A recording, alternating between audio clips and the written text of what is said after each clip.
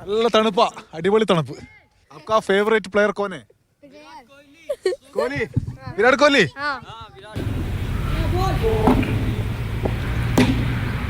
ബാബറി മസ്ജിദിന് പകരം പുതിയൊരു പള്ളി നിർമ്മിക്കാൻ ധാനിപൂരിൽ കണ്ടെത്തിയ 5 ഏക്കർ ഭൂമിയാണിത്.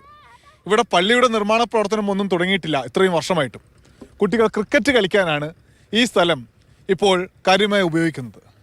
5 ഏക്കർ സ്ഥലമുണ്ട്, പക്ഷേ പള്ളി പണിയാനുള്ള ഒരു കല്ല് പോലും ഇവിടെ കഴിഞ്ഞ 4 വർഷത്തിനിടെ എത്തിയിട്ടില്ല. ഇക്കാണുന്ന ദർഗയ്ക്ക് പതിറ്റാണ്ടുകളുടെ പഴക്കമുണ്ട്.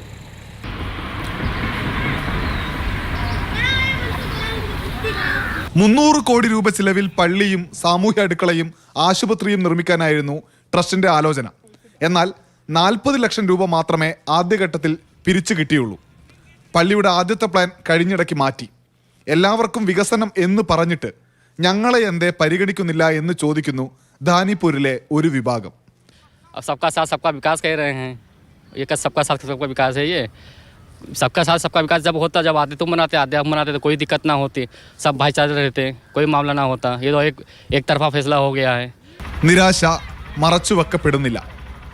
और हालांकि 1 साल से ज़्यादा हो गया है सब. अभी तक क्या खाली ये सुना जा रहा है कि मस्जिद बनेगा.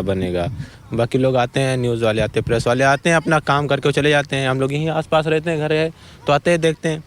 22 जनवरी को वहाँ पर उद्घाटन है.